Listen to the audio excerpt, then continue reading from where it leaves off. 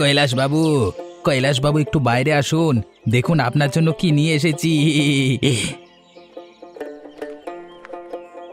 আরে আবার আবার আবার তুমি এখানে এসেছো? তোমাকে তো আমি কতবার বললাম আমি ওই কাগজে কিছুতেই সই করব না। তুমি ছল করে আমার সব সম্পত্তি নিজের নামে করে নিতে চাইছো, সেটা আমি বুঝে গেছি। তাই কিছুতেই তোমার এই ইচ্ছে আমি পূরণ হতে দেব না। দরকার নেই, কোনো কিছুর আর দরকার নেই। এই কাগজটা একবার খুলে দেখুন, সব বুঝতে পারবেন। নিন নিন নিন নিন নিন নিন নিন। কেন, কি আছে এই কাগজে? কি, এটা তো আমার সম্পত্তির কাগজ, আর এখানে আমার সই। আমার সব সম্পত্তি তোমার নামে। এটা এটা কিভাবে সম্ভব? না না না না, এটা হতে পারে না। আপনার আসলে একটু বুদ্ধি কম আছে। আমি অনেক আগেই আপনার সম্পত্তি নিজের নামে করে নিয়েছিলাম, আপনি বুঝতেই পারেননি। শুধু সঠিক সময়ের অপেক্ষায় ছিলাম। বেরিয়ে যান, বেরিয়ে যান আমার বাড়ি থেকে। এটা তুমি একদম ঠিক করলে না বিক্রম। তোমার কখনো ভালো হবে না। এইভাবে বেইমানি করে বেশি দিন ওপরওয়ালার হাত থেকে রক্ষা পাবে না। আজকে আমি চোখের জল নিয়ে গ্রাম ত্যাগ করছি শুধুমাত্র তোমার বেইমানির জন্য। এর শাস্তি তুমি পাবেই। আরে হ্যাঁ হ্যাঁ, যান যান। হ্যাঁ। রাখি, ও রাখি, শুনেছো গ্রামে কি ঘটেছে? সর্বনাশ হয়ে গেছে গো। কেন, কি এমন হয়েছে? আমি তো সেরকম কিছু শুনিনি, আর শুনবই বা কিভাবে? ঘরের কাজ করতে করতেই সময় পাই না। তুমি এত হাঁপাচ্ছ কেন বলো তো? আরে ওই বিক্রম আছে না, ও কৈলাসবাবু মানে গ্রামের মোড়ল মশাইয়ের খুব কাছের লোক ছিল যে বিক্রম, সে কৈলাসবাবুর সাথে বেইমানি করে সমস্ত সম্পত্তি নিজের নামে করে নিয়েছে। ভাবো কেমন লোক এই বিক্রম। কিন্তু অত বড় একজন মানুষের সম্পত্তি এইভাবে নিয়ে নিল, মোড়ল মশাই কিছু বুঝতেও পারলেন না? হ্যাঁ, আসলে বিক্রম তো ওনার কাজ করত। এবার বিক্রম কৈলাসবাবুর থেকে মাঝে মাঝেই সই নিত, আর বিভিন্ন কাগজপত্র নিয়ে কাজ ছিল। সেই সুযোগেই হয়তো বিক্রম ওনার সম্পত্তি নিজের নামে করে নিয়েছে। আর আজ সকালেই কৈলাসবাবুর কাছে গিয়ে সবটা দেখিয়েছে। সব শুনে কৈলাসবাবু আটকানোর চেষ্টা করেছিল, কিন্তু শেষ রক্ষা আর হয়নি। তাই শেষ পর্যন্ত কৈলাসবাবু এই গ্রাম ছেড়ে চলে যেতে বাধ্য হয়েছে। খুব খারাপ লাগলো গো শুনে। শুধু খারাপ লাগলে হবে না, আমাদের এই অন্যায়ের বিরুদ্ধে প্রতিবাদ করতে হবে। শয়তান বিক্রমকে শাস্তি দিতে হবে। না না, তোমাকে অন্যায়ের প্রতিবাদ করতে হবে না, নয়তো আমাদেরও ক্ষতি হয়ে যেতে পারে। হে ওপরওয়ালা, এটা কি করলে তুমি আমার সাথে? এত বছর ধরে বানানো আমার বাড়ি, আমার ব্যবসা সব কেড়ে নিলে। কি ভুল করেছিলাম যার জন্য এত বড় শাস্তি দিলে তুমি আমাকে? কিছু বছর আগে আমার স্ত্রীকেও আমার কাছ থেকে কেড়ে নিলে, আর আজকে যেটুকু সম্পদ ছিল সব ওই বিক্রম ছল করে আমার থেকে সব কেড়ে নিল। কত ভরসা করেছিলাম ওকে, নিজের পরিবারের অংশই ভাবতাম ওকে। কিন্তু ও এমন একটা কাজ করলো যেটা আমি স্বপ্নেও কল্পনা করিনি। অনেকটা ক্লান্ত লাগছে। এতটা পথ হেঁটে এসেছি, অন্য গ্রামে ঢুকে পড়েছি। একটু গাছতলায় বসে শরীরটাকে বিশ্রাম দিই।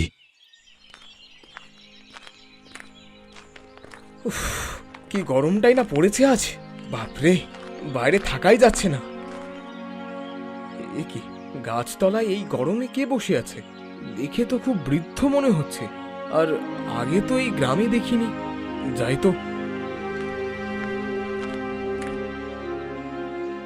এই যে শুনছেন, আপনি কে? কোথায় বাড়ি আপনার? আমি আমি পাশের গ্রাম থেকে এসেছি বাবা। খুব ক্লান্ত লাগছে, তাই গাছের ছাওয়াতে বিশ্রাম নিচ্ছিলাম। আপনি আমার সাথে আমার বাড়ি চলুন, বাইরে খুব গরম। আমার বাড়িতে বিশ্রাম নেবেন, আসুন আমার সাথে। মামা এসো এসো এসো, আজ থেকেই মস্ত বড় বাড়ি তোমার আর আমার। কত বড় বাড়ি! হা হা, কতদিনের ইচ্ছে ছিল আমার এই মস্ত বাড়িতে থাকবো। সেই ইচ্ছে আজ পূরণ হলো। খুব খুশি, আজ আমি খুব খুশি হয়েছি বাবা। আমার ইচ্ছে তুই পূরণ করেছিস। ওই কৈলাসকে এই গ্রাম ছাড়া করে ওর সব সম্পত্তি ছিনিয়ে নিয়েছিস। আরে সবই তো তোমার কারণেই মা। তুমি যদি আমাকে বুদ্ধি না দিতে, আমি কি আর এসব করতে পারতাম? কোনো দিনও পারতাম না। সেটা ঠিক বলেছিস, কিন্তু আজ যদি তোর বাবা থাকতো সেও খুব খুশি হতো। হ্যাঁ, কিন্তু মা, তুমি কিন্তু দারুণ বুদ্ধি দিয়েছিলে। প্রথমে কৈলাসবাবুর কাছে কাজ আস্তে আস্তে তার ভরসা লোক হয়ে ওঠা, কাগজপত্রের কাজ, তারপর সুযোগ বুঝে সই নেওয়া। সব কাজ যে কত সাবধানে করতে হয়েছে মা, তুমি জানো না। কিন্তু শেষ পর্যন্ত আমরাই জিতলাম। এই যুগে ভালো মানুষের দাম নেই, শয়তানি না করলে কিছুই পাওয়া যায় না। কি যে বলো মা!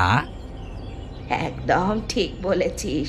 চল চল, দাঁড়িয়ে গল্পই করে যাবি, না আমাকে একটু চা করে খাওয়াবি বড়লোক বাড়ির? আমি এখনই তোমার আর আমার জন্য চা নিয়ে আসছি। লীলা, ও লীলা, দেখো কাকে নিয়ে এসেছি।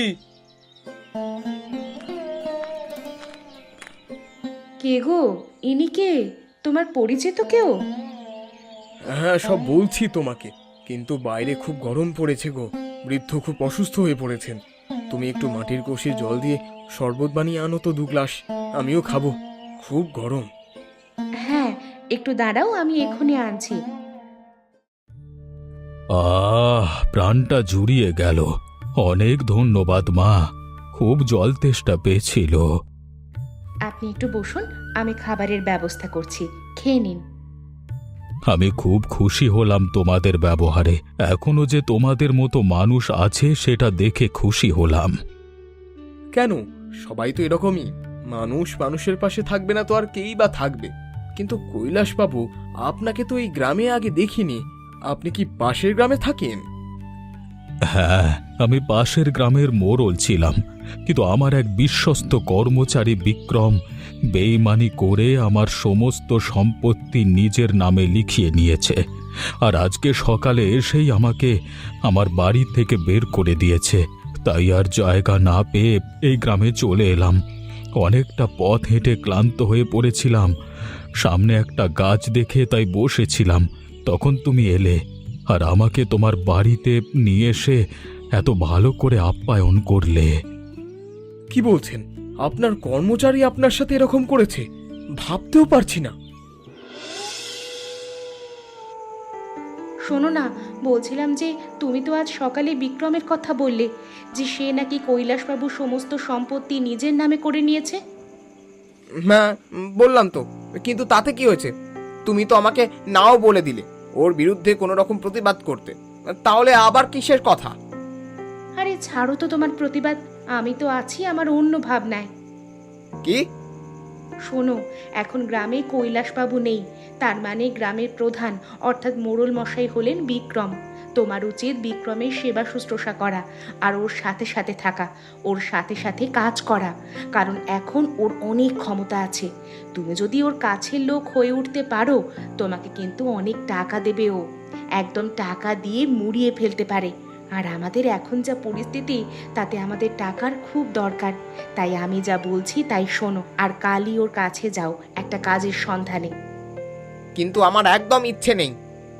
তাও তোমাকে করতে হবে আমার ভালোর জন্য, আর বেশি কথা বাড়িও না। লীলা, আমি বেরোচ্ছি। আজ অনেকগুলো কাঠ কাটতে হবে। কাল এত গরম পড়েছিল, সেই হিসেবে কাঠ জোগাড় করতে পারিনি। আচ্ছা, এসো, সাবধানে যেও। আদিত্য বাবা, আমিও যাব তোমার সাথে। তুমি জঙ্গলে যাও বুঝি কাঠ কাটতে? হ্যাঁ, জঙ্গলেই যাই, কিন্তু আপনি এই শরীর নিয়ে আমার সাথে কাঠ কাটতে যাবেন, আপনার কোনো অসুবিধে হবে না তো? না না, আমার কোনো অসুবিধে হবে না, চলো চলো। আমি বলছিলাম কি, আপনি না হয় আজ এই বাড়িতেই বিশ্রাম করুন, কাল আমি আপনাকে আমার সাথে নিয়ে যাব। না না, আমি আজকেই যাব, চলো তুমি। আচ্ছা বেশ, চলুন। কতদিন পর সাধারণ মানুষের সাথে দেখা হলো। এতদিন বাড়িতে থেকে ওই 1-2 কর্মচারী ছাড়া আর কারোর সাথে কথা হতো না। বাড়ির মধ্যে কেমন যেন দম বন্ধ লাগতো। আজকে খুব ভালো লাগছে, মনে শান্তি অনুভব করছি। এটা বেশ ভালো। আপনি এখানে বসুন, আমি কাঠ কেটে নিই। আপনাকে কিন্তু আমি কাটতে দেব না, আপনার শরীর একদম ভালো নেই। আচ্ছা আচ্ছা, বেশ বেশ, আমি এখানেই বসছি। বিক্রম বাবু, আমি দীপক, একটু সাহায্য চাইতে এলাম আর কি। যদি কিছু মনে না করেন তাহলে একটা কথা বলতাম আপনাকে। বাবা বাবা দীপক, তুমি আমার কাছে কেন? কিছুদিন আগে পর্যন্ত তো আমাকে দু চোখে দেখতে পারতে না। আমি নাকি অসৎ লোকে টাকা মেরে খাই, আরো কত কিছু। আর আজকে তুমি নাকি আমার কাছে কাজ চাইতে এসেছো? আরে ভেবেও হাসি পাচ্ছে। সময়ের চাকা কি ঠিকভাবে ঘোরে সেটা আমি হারে হারে টের পাচ্ছি। বলো বলো, কি সাহায্য চাইতে এসেছো বলো। আসলে বিক্রম, আমার কাজের খুব দরকার। বিক্রম না, বিক্রম বাবু বলে সম্বোধন করবি, মনে থাকে জানো। এবার বল। বিক্রম বাবু, আমি আগে যে কাজটা করতাম সেটার আয় খুব কম। তাই যদি আপনার কাছে আমার জন্য কিছু কাজ থাকে তাহলে আমি সেটা করে দিতে পারবো, যদি সুযোগ করে দেন। এই দীপককে আমি জীবনেও কাজ দেব না। আগে অনেক অপমান করেছিস তুই আমাকে, এবার আমার পালা। কিছু ভাবছেন? আমার বাড়ি থেকে দূর হ। তোর মতো মানুষদের আমি আমার চাকর বানাবো না। হ্যাঁ, ভাগ ভাগ, নাহলে এখানে বের হলো, ভাগ। লীলা, দাদা খেতে দাও। কৈলাস বাবু আজ অনেক কাঠ নিয়ে এসেছে আমার সাথে। উনি না থাকলে এতগুলো কাঠ একেবারে আমি আনতেই পারতাম না। থাক থাক, হয়েছে, আর মিথ্যে প্রশংসা করতে হবে না। তোমরা যে আমার কি উপকার করছো সেটা তোমরাও জানো না। একজন সব হারা মানুষের পাশে এভাবে এসে দাঁড়িয়েছো। দেখো, তোমাদের সব সময় ভালো হবে। কিন্তু কৈলাস বাবু, বিক্রম আপনার সাথে একদম ঠিক করেনি। ওকে উপযুক্ত শাস্তি দিতে হবে, নয়তো এভাবেই সবার ক্ষতি করতে থাকবে। কিন্তু কিভাবে ওকে শাস্তি দেব আমরা? এই গ্রামে থেকে বিক্রমের বিরুদ্ধে কিছু করতে পারবো না আমরা। ওই গ্রামে আমি রাখি এবং দীপককে চিনি। দীপক আমার ছোটবেলার বন্ধু।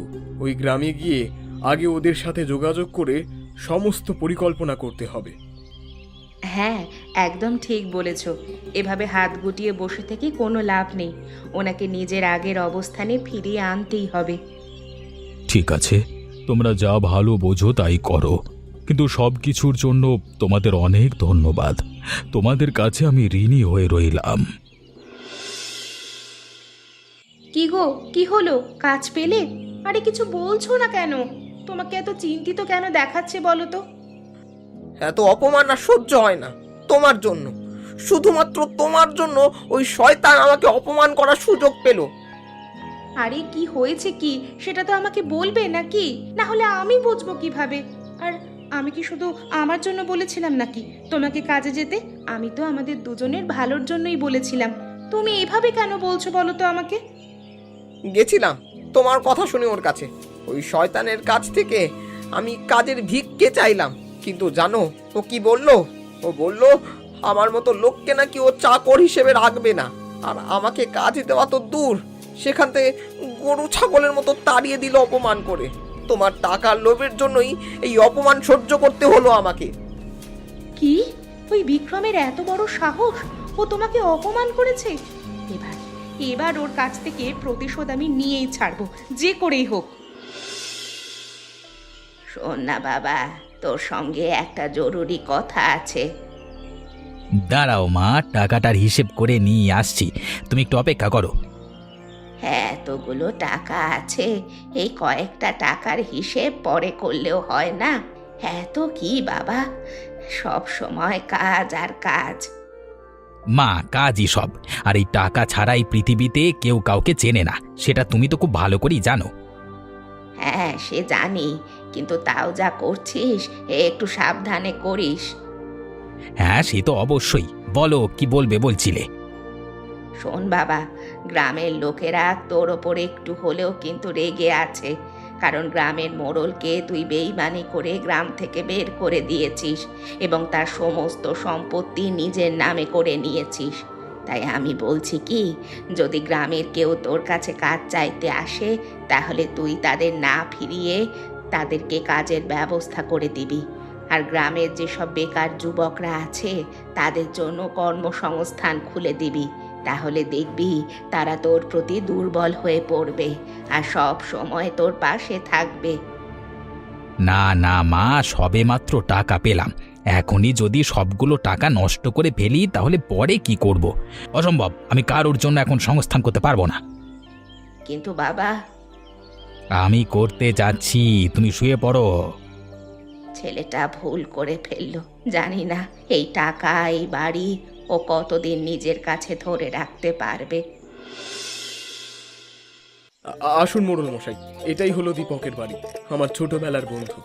আপনি একটু দাঁড়ান, আমি এক্ষুনি দীপককে ডাকছি।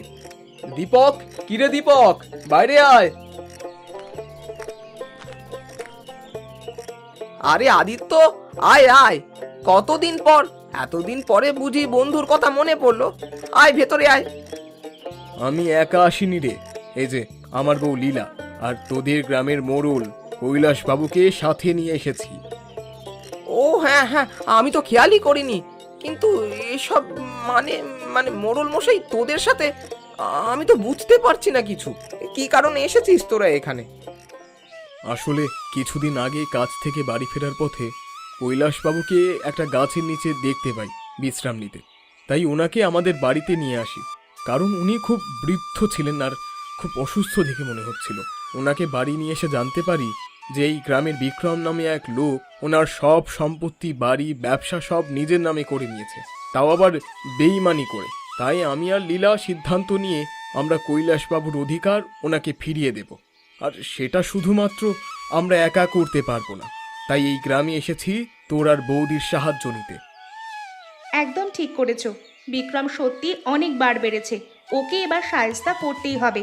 তোমরা চিন্তা করো না, আমি আর লীলা মিলে একটা ভালো পরিকল্পনা করে নেব যেন ওই শয়তান বিক্রম শাস্তি পায়। বিক্রম বাবু শুনছেন? একটু বাইরে আসবেন, আপনাকে যে খুব জরুরি একটা তথ্য দেওয়ার ছিল।